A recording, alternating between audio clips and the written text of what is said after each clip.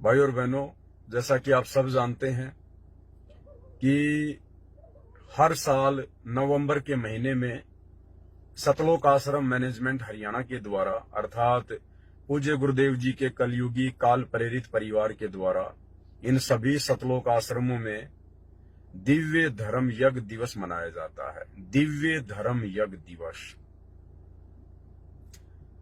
जबकि संत रामपाल जी की 90% संगत को ये ज्ञान नहीं है कि वास्तव में दिव्य धर्म यज्ञ दिवस क्या है। क्या है दिव्य धर्म यज्ञ दिवस? सतलोक आश्रम वाले तो 650 साल पहले की एक घटना, जिस घटना के माध्यम से उस समय कबीर परमात्मा जी को बदनाम करने के लिए राजा सिकंदर लोदी के गुरु शेख तकी ने झूठी चिट्ठियां कबीर जी के नाम से डाल दी थी कि भाई कबीर काशी में भंडारा करेगा, साथ में एक एक सोने की मोहर देगा, एक एक दोहर देगा, और जैसा भी आपको सामान चाहिए खाने पीने का वो भी देगा।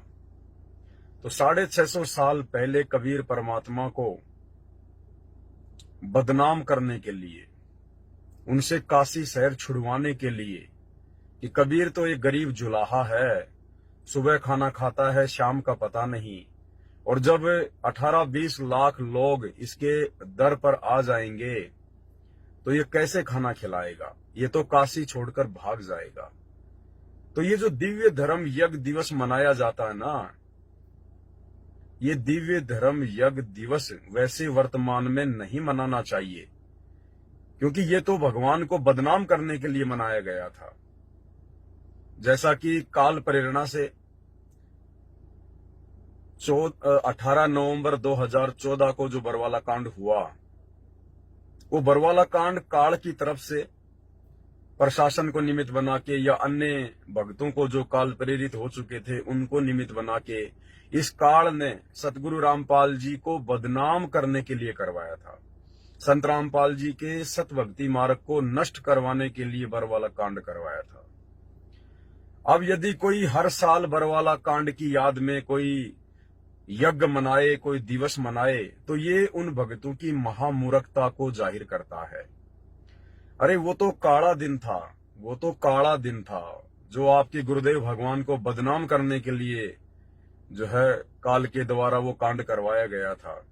अरे उस काले दिन को क्या याद करना, उस काले दिन को क्या याद करना, वो तो काल प्रेरणा से था, मनवस भक्तों के द्वारा करवाया गया वो कांड था, गुरु को बदनाम करवाने के लिए करवाया गया वो कांड था।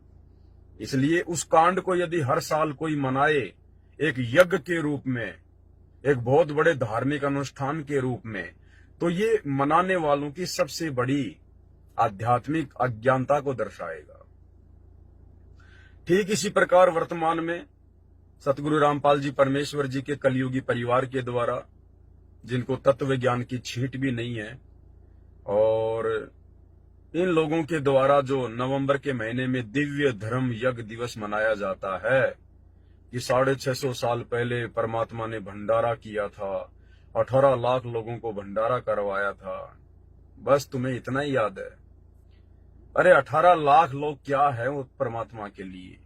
वो परमात्मा तो तीनों लोकों में असंख्य आत्माओं को रोजाना दिन में 3 बार भंडारा करवाता है।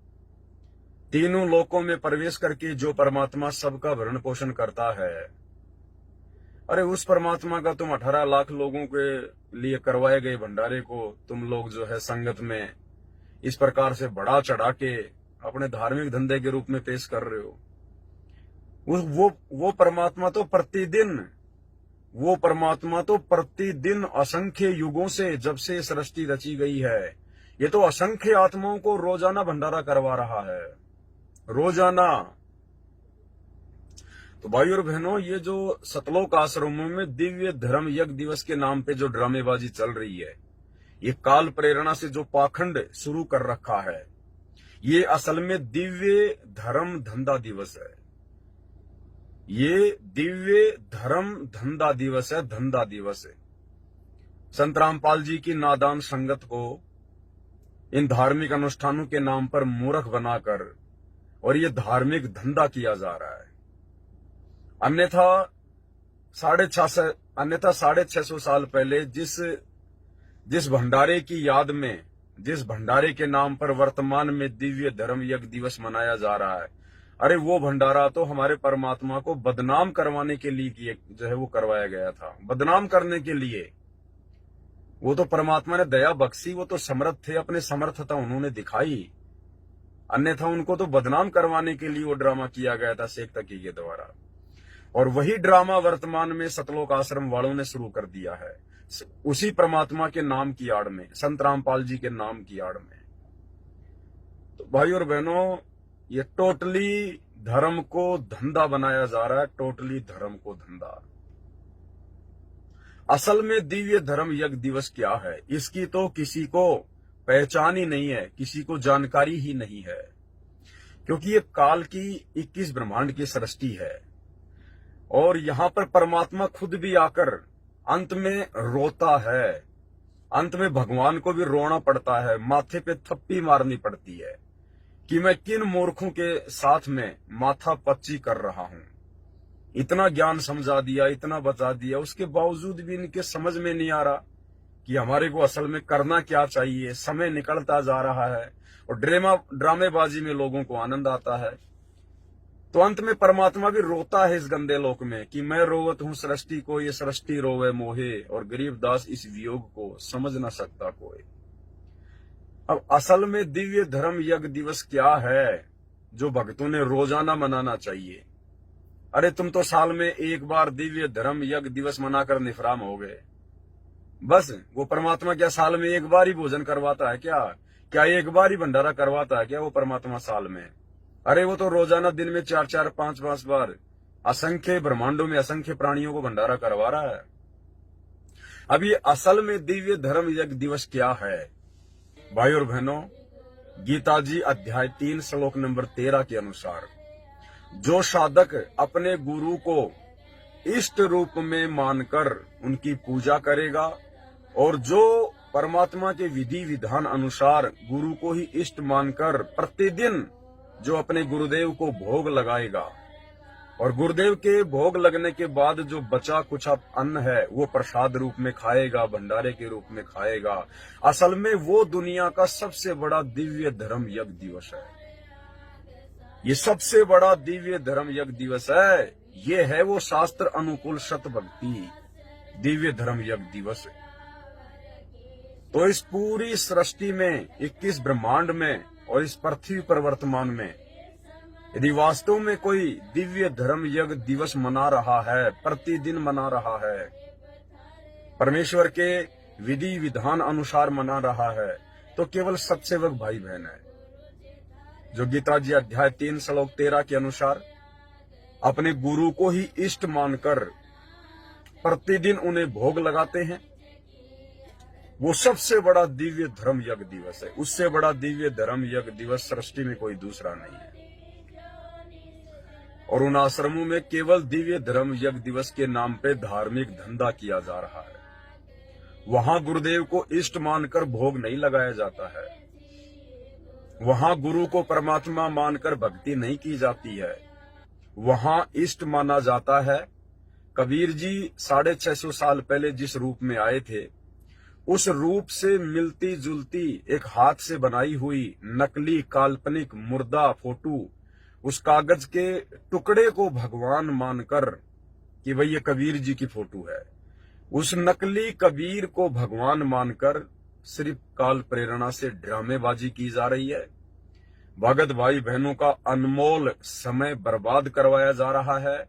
भगत भाई बहनों की अनमोल श्वासें बर्बाद करवाई जा रही है और भक्तों को दान धर्म और ज्योति पाठ के नाम पर बलि का बकरा बनाया जा रहा है।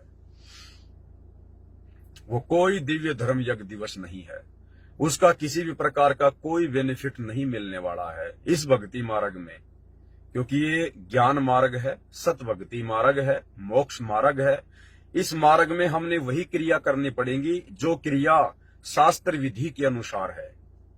तो ये जो दिव्य धर्म यज्ञ दिवस इन सतलोक आश्रमों में काशी वाले भंडारे की याद में बनाया जा रहा है, ये शास्त्र विधि को त्याग के मनमाना आचरण किया जा रहा है, मनमाना आचरण काल प्रेरणा से। और इससे भक्तों को नुकसान ही नुकसान होगा, नुकसान ही नुकसान। ठीक है, जब तक नुकसान नहीं हो रहा है तो कोई ये ना समझे कि भाई हम जो क्रिया कर रहे हैं वो बिल्कुल सही है, हम पर गुरुदेव भगवान प्रसन्न हैं। नहीं, उल्टी क्रिया तो पूरी दुनिया कर रही है। मंदिरों में जाने वालों की भी उल्टी क्रिया है, मस्जिदों में जाने वालों की भी उल्टी क्रिया है, चर्च और गुरुद्वारों में जाने वालों की भी उल्टी क्रिया है। ये देवी देवताओं की पूजा पाठ और भक्ति करने वालों की भी उल्टी क्रिया है। देवी देवताओं के नाम पर भंडारे करने वालों की भी उल्टी क्रिया है। लेकिन दुख और परेशानियां तो उनके सामने भी नहीं आ रही, और वो लोग भी ये सोच बैठते हैं कि हम जो देवी देवताओं की पूजा कर रहे हैं, जो भंडारे कर रहे हैं, मंदिरों में मस्जिदों में जा रहे हैं, हमारी भक्ति बहुत अच्छी है, भगवान हम पे प्रसन्न है, हमारे काम धंधे बहुत अच्छे चल रहे हैं, हमारे पास बड़ी बड़ी फैक्ट्रियां हैं, हमने राजपद प्राप्त कर लिए इन्हीं देवी देवताओं की पूजा पाठ करते करते। लेकिन असल में आप और हम भगत भाई बहनों को गुरुदेव के ज्ञान आधार से अब पता चल गया कि उनको इन देवी देवताओं की आधी अधूरी भक्ति करते करते, शास्त्र विरुद्ध साधना करते करते, ये भंडारे करते और करवाते जो थोड़े बहुत लाभ प्राप्त हो रहे हैं, कोई मंत्री बन गया है, किसी की फैक्ट्री लग गई है, किसी के घर में लॉटरी लग गई है, कोई बहुत बड़ा पैसे वाला बन गया, किसी का काम धंधा बहुत अच्छा चल रहा है, असल में ये उनको उन्हीं के पिछले जन्मों की भक्ति के प्रतिफल में ये काल उनको जो भी धन संपदा है वो दे रहा है, सुख दे रहा है। वर्तमान में उनको किसी भी प्रकार का लाभ जो क्रिया वो कर रहे हैं उससे आने वाले समय में नहीं मिलने वाला है। और जब तक उनकी पिछली बैटरी चार्ज है, उनके पिछले पुण्य संचित हैं, तब तक वो चाहे देवी देवताओं की भक्ति करें ना करें, चाहे भंडारे करें ना करें, चाहे रोजाना शराब के ठेके खोलें, चाहे शराब पिएं, चाहे मांस खाएं, उनका बाढ़ भी वाका नहीं होगा। और जिस दिन उनके पिछले पुण्यों वाली बैटरी खर्च हो जाएगी, समाप्त हो जाएगी, उस दिन के बाद फिर उनकी दुर्गति जग जाहिर होती है। एक्सीडेंट में मरते हैं, रोड पर चिपक जाते हैं, किसी का पैर कट गया, किसी का हाथ कट गया, किसी की आंखें फूट गई, कोई बीमारी में हॉस्पिटल में तड़प रहा है। फिर ये क्यों हुआ भाई?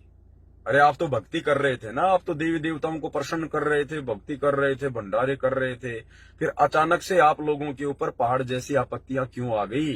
क्योंकि आप जो कर रहे थे वो शास्त्रों के अनुसार नहीं था, वो विधि विधान अनुसार नहीं था, वो आप देखा देखी कर रहे थे, भेड़ चाल में कर रहे थे। तो ठीक इसी प्रकार भाई और बहनों, वर्तमान में इन सतलोक आश्रमों में इन दिव्य धर्म यज्ञ दिवस के नाम पे या अन्य भंडारों के नाम पर या अन्य किसी भी यज्ञ के नाम पर जो ड्रामेबाजी हो रही है, जो पाखंड चल रहा है, ये सारा का सारा पाखंड सतगुरु रामपाल जी परमेश्वर जी के विधि विधान के विपरीत चल रहा है। और ये भगत भाई बहन समझ रहे हैं कि हम तो बिल्कुल सही भक्ति कर रहे हैं, हमारे को लाभ भी हो रहे हैं, विशेष कोई नुकसान भी नहीं हो रहा है। लेकिन भाई ये तो आने वाले समय में पता चलेगा जब तुम्हारी पहले की संचित भक्ति कमाई नष्ट होगी, समाप्त होगी। और वर्तमान में तुम सबके नाम खंडित हैं, वर्तमान में तुम सबकी मर्यादा खंडित है, क्योंकि सतलोक आश्रम मैनेजमेंट हरियाणा ने, गुरुदेव के कलयुगी परिवार ने आप लोगों को ना घर का छोड़ा, ना घाट का धोबी का कुत्ता बना के छोड़ दिया है। इस बात का आभास हम सत सेवकों को है, क्योंकि हम परमेश्वर के भक्ति विधि विधान अनुसार भक्ति करते हैं, हम परमेश्वर के सत्संग ध्यान से सुनते हैं, इसलिए हमें पता है कि भक्ति मार्ग में कौन से कर्म करने योग्य हैं और कौन से कर्म ना करने योग्य हैं। तो भाई और बहनों, आप और हमारा परम सौभाग्य है, क्योंकि परमात्मा जब धरती पर आते हैं तो चुनिंदा आत्माओं के ऊपर ही अपनी विशेष रजा करते हैं। मालिक कहते हैं ना कि भाई गोता मारूं स्वर्ग में, जा बैठूं पाताल, और गरीब दास ढूंढता फिरूं अपने हीरे मोती लाल। बाकी यहां पर कबाड़ है, कबाड़, और ये परमात्मा उस कबाड़ का सौदागर नहीं है, परमात्मा तो भक्तों का सौदागर है, भक्ति का सौदागर है। तो हीरे मोती लाल जो परमेश्वर ने छांटने थे भक्ति करवाने के लिए, सतलोक के योग्य बनाने के लिए, वो परमेश्वर ने सत्सेवकों के रूप में छांट लिए हैं, और निरंतर साध संगतियों के माध्यम से परमात्मा हमारे विश्वास को दृढ़ कर रहे हैं। और परमेश्वर ने हमारी बुद्धि ओपन की है, हमारा ज्ञान योग खोल दिया है। हम लोग आज इन सब घटनाओं के ऊपर विचार विमर्श कर सकते हैं कि क्या सही है और क्या गलत है, अन्यथा लाखों की संगत को अभी कुछ नहीं पता कि वो क्या कर रहे हैं, भेड़ चाल में चल रहे हैं। तो सबसे बड़ा दिव्य धर्म यज्ञ दिवस वर्तमान में सतगुरु रामपाल जी की संगत में साध संगतियों से जुड़े हुए सत्सेवक भाई बहन मना रहे हैं और रोजाना मना रहे हैं और दिन में 2-2 बार, 3-3 बार, 4-4 बार मना रहे हैं। सुबह 7-8 बजे परमेश्वर को भोग लगता है नाश्ते का। सुबह सुबह उठते ही हम लोग दिव्य धर्म यज्ञ दिवस मनाते हैं। फिर 11-12 बजे के आसपास या जैसा भी जिसकी व्यवस्था है 10 बजे या 9 बजे गुरुदेव भगवान को इष्ट रूप में मानकर उनको भंडारे का भोग लगाया जाता है भोग की आरती के साथ में। तो दोपहर में भी हम लोग दिव्य धर्म यज्ञ दिवस मनाते हैं। फिर शाम को 4-5 बजे के आसपास गुरुदेव को फल फ्रूट का या जूस का या मेवेराम का जैसा भी जिसकी व्यवस्था है भोग की आरती के साथ इष्ट रूप में मानकर भोग लगाया जाता है। हम लोग शाम के समय भी दिव्य धर्म यज्ञ दिवस मनाते हैं और फिर रात्रि 7-8 बजे के आसपास फिर परमेश्वर को भंडारे का भोग लगता है भोग की आरती के साथ इष्ट रूप में मानकर। फिर रात्रि में भी हम लोग दिव्य धर्म यज्ञ दिवस मनाते हैं। तो असल में यदि कोई दिव्य धर्म यज्ञ दिवस मना रहा है तो सतगुरु रामपाल जी के साथ संगति से जुड़े हुए फॉलोवर हैं। अन्यथा भाई और बहनों हर जगह ड्रामेबाजी हो रही है, पाखंडबाजी हो रही है। ये परीक्षा का समय है। सतगुरु रामपाल जी भगवान किसी को कुछ नहीं कहेंगे। जो जैसा करेगा अंत में उसका परिणाम उसके सामने रख देंगे कि बेटा देखो मैंने तो समझा दिया था, 30 साल से मैंने ज्ञान दिया, अब मैंने सत्संग कर दिए तो सुनने तो तुम्हें पड़ेंगे ना। ये थोड़ी कि गुरु सत्संग करेगा और गुरु सुनेगा। अरे गुरु ने सत्संग कर दिए अपने भक्तों को सुनने के लिए, विचार विमर्श करने के लिए, उन सत्संगों पर अमल करने के लिए, चिंतन मनन करने के लिए। वो लाखों की संगत ने किया नहीं। तो परमात्मा कह देगा बेटा मैंने तो मेरी तरफ से कोई कमी छोड़ी नहीं थी, कमी रही तो तुम्हारी रही, सत्संग सुनने की, चिंतन मनन करने की, निष्कर्ष निकालने की। अब मेरी क्या गलती है? जैसा तुमने बीज बोया है अब फल तो वैसा ही लगेगा और वैसे ही परिणाम फिर इस संगत को भोगने पड़ेंगे। तो भाई और बहनों आप ये ना सोचो कि परमात्मा धरती पे आता है तो उस समय पूरे प्राणियों को सतलोक ले जाता है, सबको पार कर ले जाता है। परमेश्वर की अमर वाणियां जो आज हमें दी गई हैं तीनों समय की आरतियों में, ये चुनिंदा वाणियां हैं। गरीबदास जी के ग्रंथ साहिब में जो 24,000 वाणियां हैं और कबीर सागर जो 1800 पेज का है उसमें कितनी वाणियां हैं। इन दोनों में से मिलाकर सतगुरु रामपाल जी ने हमें जो 3 समय की आरती बनाकर दी हैं, जो 200-250 वाणियां दी हैं, ये चुनिंदा वाणियां हैं। प्रत्येक वाणी पे हमको अमल करना पड़ेगा। और क्या बताया गुरुदेव ने कि यह संसार विघन की घाटी, कोई निकलेगा बिरला सूर। हम भोग लगाते हैं ना परमात्मा को, हमारे गुरु चरणों की धूर, तो उसमें क्या कहते हैं परमात्मा, यह संसार विघन की घाटी, कोई निकलेगा बिरला सूर। कोई बिरला ही होगा, कोई सूरमा संत होगा जो सतगुरु से उपदेश लेकर और इस काल की सूक्ष्म चाल से बच पाएगा, आजीवन मर्यादा में रहकर गुरु को इष्ट मानकर जो भक्ति सफल कर पाएगा। ये संसार विघन की घाटी, विघन की घाटी यानी बहुत बड़ा लफड़ा है। यहाँ पर काल का बहुत बड़ा बखेड़ा है। यहाँ पर हर साधक पूरे गुरु से उपदेश लेकर भी सफल नहीं हो पाता है।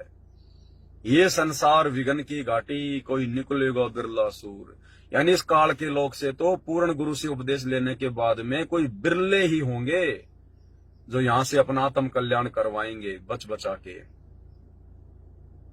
और परमेश्वर ने क्या कहा, दास गरीब कहे नर लोई और सतगुरु चीने बिरला कोई। गरीबदास जी कह रहे हैं कि सतगुरु को तो कोई बिरला ही जान पाएगा, कोई बिरला ही पहचान पाएगा सतगुरु से उपदेश लेने के बाद।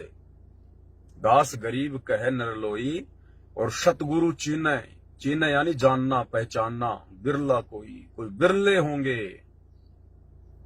तो वो बिरले आज ये साध संगति से जुड़े हुए भाई बहन हैं जो धीरे धीरे अपने परमात्मा को ज्ञान आधार से पहचानते जा रहे हैं। परमेश्वर कहते हैं खोकापुर में काग मिले दिन दोई रे, अरबों में कोई हंस हमारा होई रे।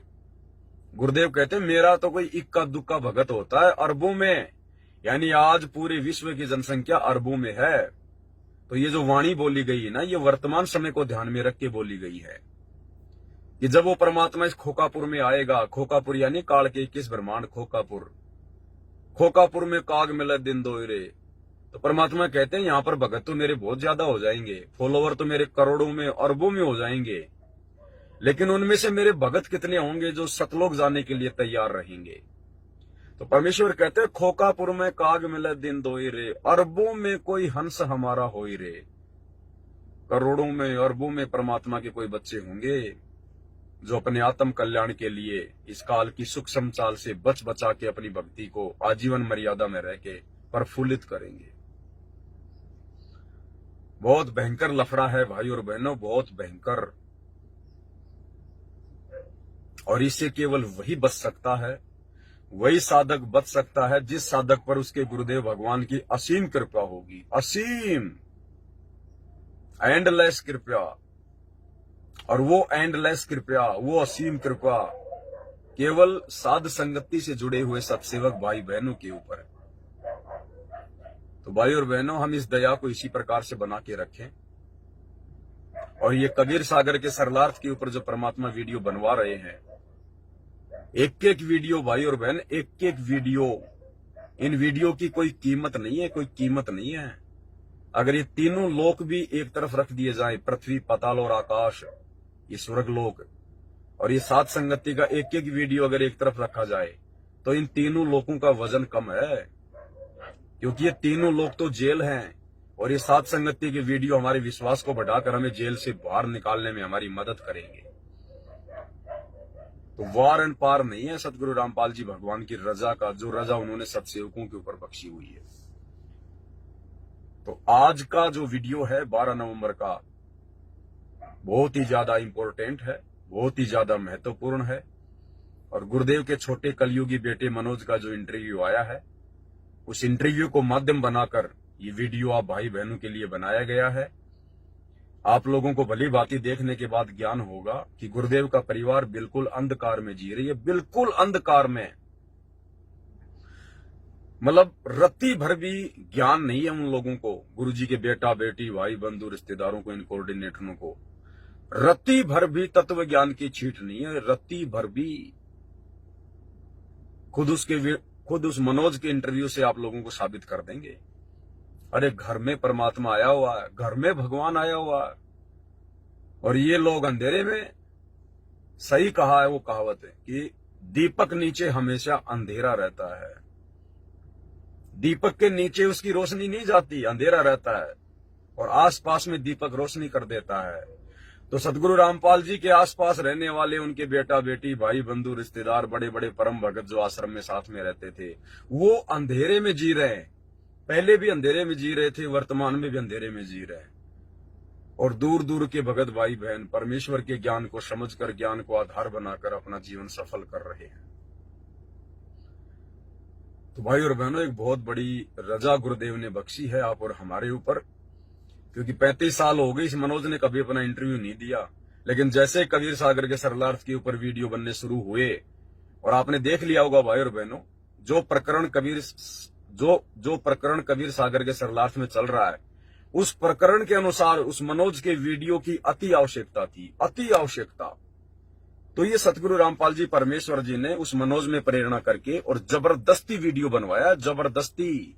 अन्यथा काल ये वीडियो नहीं बनने देता। ये आप और हमारे लिए परमात्मा ने रजा बख्शी है। ये सोने पे सुहागा कर दिया परमात्मा ने, सोने पे सुहागा। तो भाई और बहनों, ये सात संगति की वीडियो ये वर्तमान में आप और हमारे लिए देखना अति आवश्यक है, अति आवश्यक। ये परमात्मा की विशेष रजा से बन रहे हैं, और जिन पर परमात्मा की विशेष रजा होगी वही आत्मा इन वीडियो को देखेगी पूरा ध्यान से। क्योंकि ये अंदर से हमारी आत्मा को इतना चार्ज कर देंगे, ज्ञान आधार से हमें इतना परिपक्व कर देंगे। ब्रह्मा विष्णु महेश तो छोड़ो, अगर काल और दुर्गा दोनों मिलकर भी संत रामपाल जी के उस भगत को तोड़ने का प्रयास करें, भ्रमित करने का प्रयास करें, तो उन दोनों शक्तियों को मुंह की खाके जानी पड़ेगी।